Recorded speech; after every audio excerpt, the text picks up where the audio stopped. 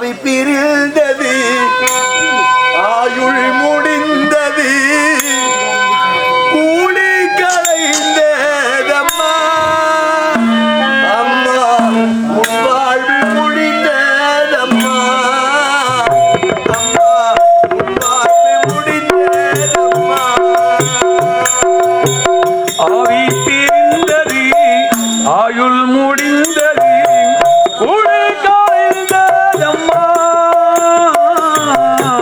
உன் வாழ்வு முடிந்ததம்மா. உண்ணாமலையம்மா உன் வாழ்வு முடிந்ததம்மா.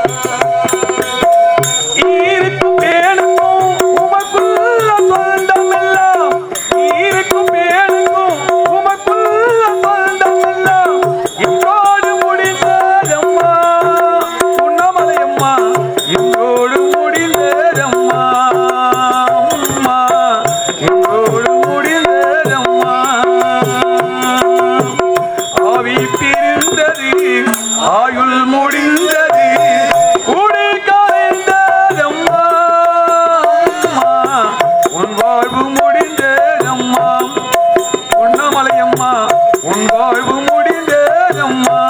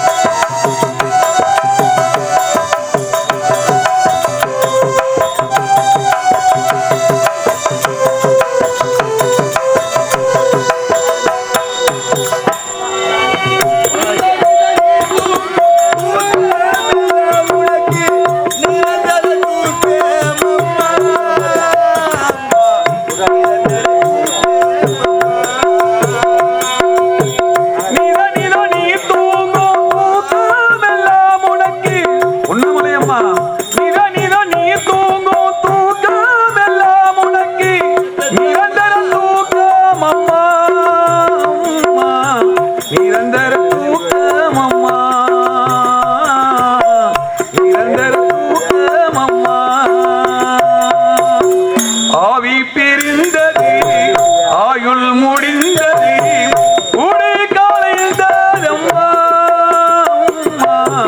உன் வாழ்வு முடிந்ததம்மா. உண்ணாமலையம்மா உன் வாழ்வு முடிந்ததம்மா.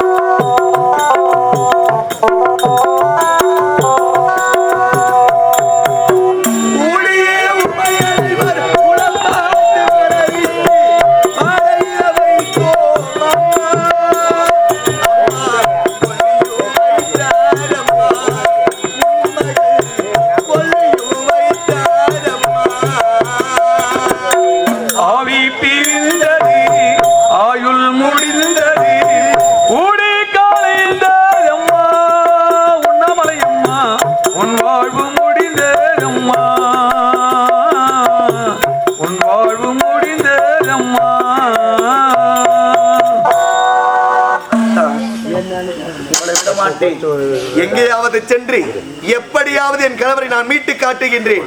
விடமாட்டேன். எங்கு செல்ல வேண்டுமோ அங்கு செல்லுகின்றேன். இறைவா, செல்லுகின்றேன். எங்கேயாவது சென்று என் கணவரை நான் மீட்டே ஆகுவேன். செல்லுகின்றேன். இப்பொழுது அம்மனாலயம் செல்லுகின்றேன். செல்லுகின்றேன். அம்மனாலயம் செல்லுகின்றேன். அம்மா,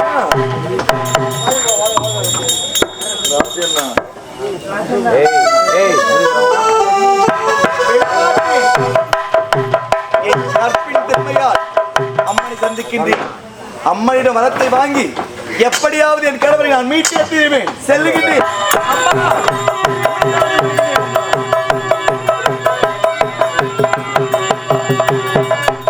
அவளாதி சக்தி யமயாலு சக்தி அதில் புன்னகை மின்னுதம்மா கண்களில் ஆனந்த வெள்ளமம்மா கண்களில் ஆனந்த வெள்ளமம்மா அவளாதி சக்தி யமயாலு சக்தி அதில் புன்னகை மின்னுதம்மா கண்களில் ஆனந்த வெள்ளமம்மா கண்களில் ஆனந்த வெள்ளமம்மா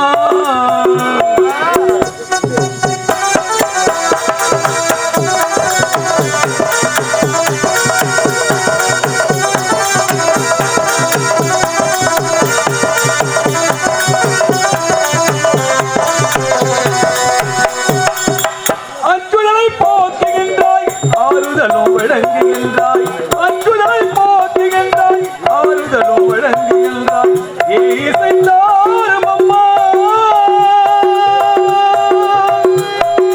இசையல்ல வரும் தாராய் இனிதான நலம் தாராய் இசையல்ல வரும் தாராய் இனிதான நலம் தாராய் என் குலம் வாழ நலம் வாழ விளக்கேத்துவாள் அவள் ஆதி சக்தி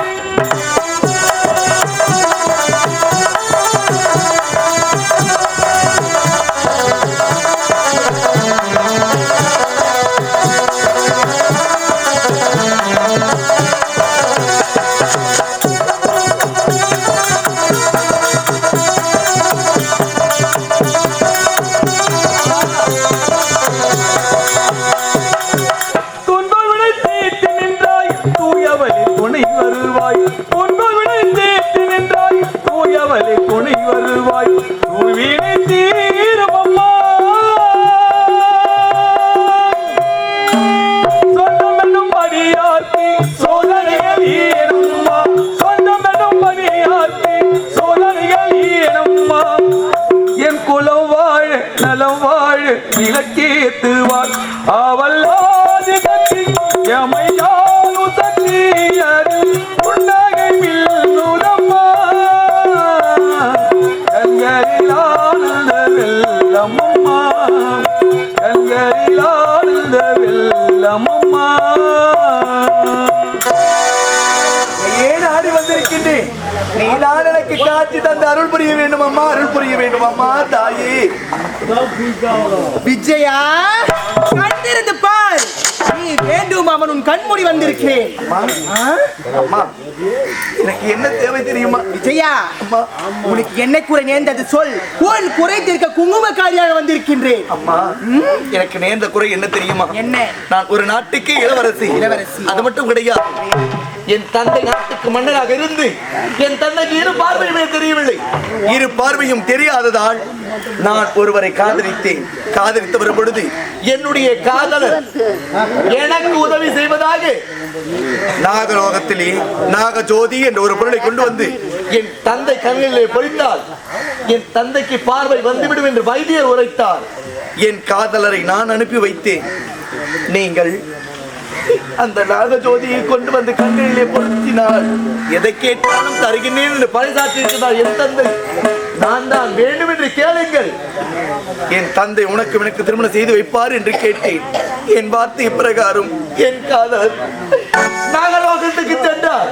நாகலோகத்துக்கு சென்று என் காதலனோ அந்த நாகஜோதியை கொண்டு வரும் சமயத்தில் நாகராணிக்கும் என்னுடைய காதலருக்கும் காதல் ஏற்பட்டது. என் காதலர் உண்மையாக காதலிக்கவில்லை, ஆனால் நாகராணி உண்மையாக காதலித்தவள். என் காதலர் சாகசமாக பேசி மடக்கி நாகஜோதியை கொண்டு வர வேண்டும் என்று முயற்சி செய்தார். ஆனால் மாய கண்ணாடியில் பார்த்த நாகராணி என் காதலரை பார்த்து அடித்து சித்திரவதை செய்து, அது மட்டும் கிடையாதம்மா, என் காதலர் இறந்து விட்டார் அம்மா.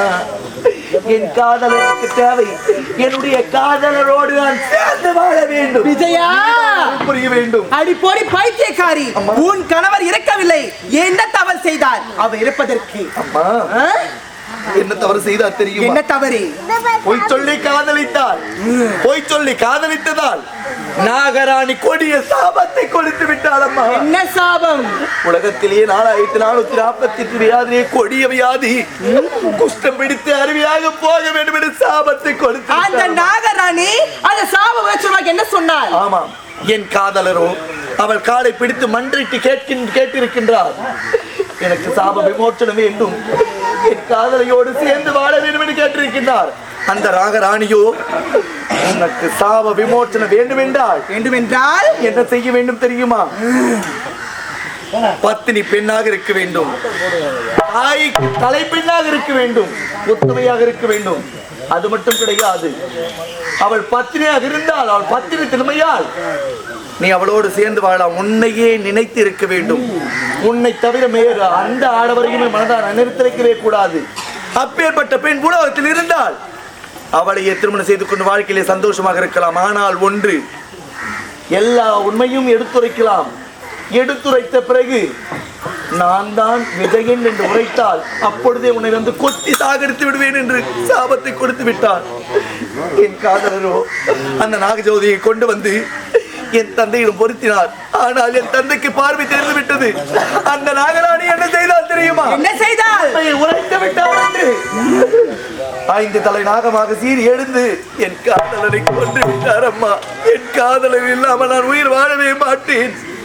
உலகமே அவர்தான் என்று நினைத்தேன். அவரோடு சேர்ந்து வாழ வேண்டும். அவர் இல்லாமல் உன் மடி மீது தலை சாய்த்தி என் உயிரியை நான் விட்டு விடுவேன் தாயே. விஜயா, நாகராணி என வைத்தால் ஏன் பூலோகத்தில் தாய்க்கு தலைமகளாக இருக்க வேண்டும், அவளோ ஒரு பத்தியாக இருக்க வேண்டும், அவளோ ஒரு உத்தமியா இருக்க வேண்டும், அவளோ ஒரு கற்பை கரிசியாக இருக்க வேண்டும். அது யாரு தெரியுமா? அது நீதான். ஆமா அம்மா, இவ்வளவு நாட்களாக நான் தான் இருக்கின்றேன் எனக்கு தெரியவில்லையே, என் அறிவுக்கு எட்டவில்லையே. அப்படி என்றால் விஜயா, இதுவரைக்கும் யாருக்காக இவ்வளவு போராடுகிறாய்? அந்த பத்தினி பேர் நீதான். அப்படியா? ஆமா. அப்படி என்றால் என் காதலர் எனக்கு உயிரோடு கிடைப்பாரா? கிடைப்பார். விஜயா, உன் கற்பு சக்தியால் இந்த அம்மன் அருளால் நீ அழைத்து பார், உன் காதல் இப்பொழுது வருவார்.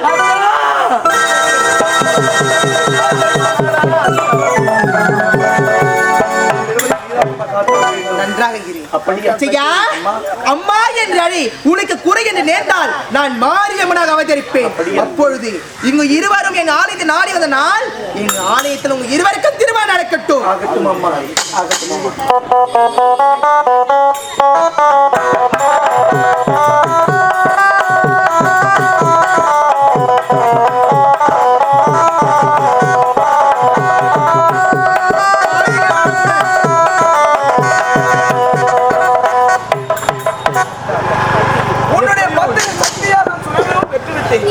எனவே நமக்கு துன்பம் என்பதே கிடையாது. அப்படியா? இருவரும் சந்தோஷம்.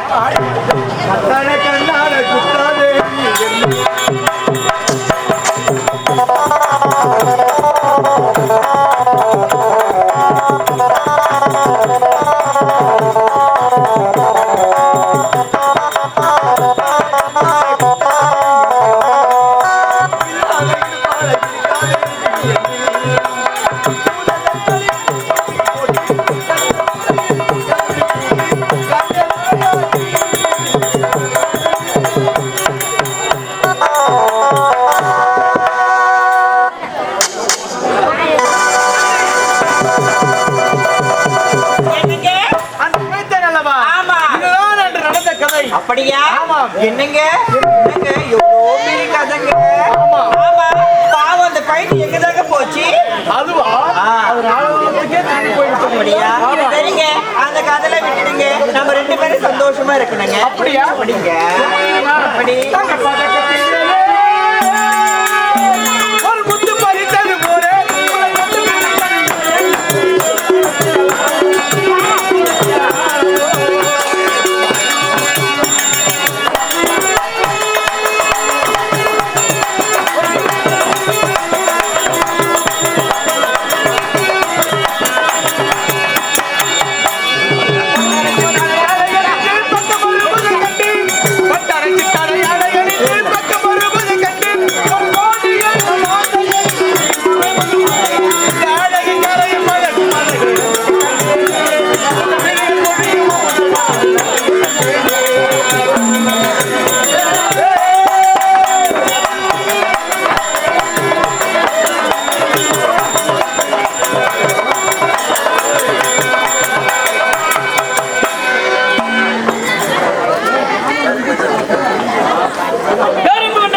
தாய்மார்களே, ஆறு நிச்சய தரம் நடத்த இன்றெழும் நடத்தி முடித்து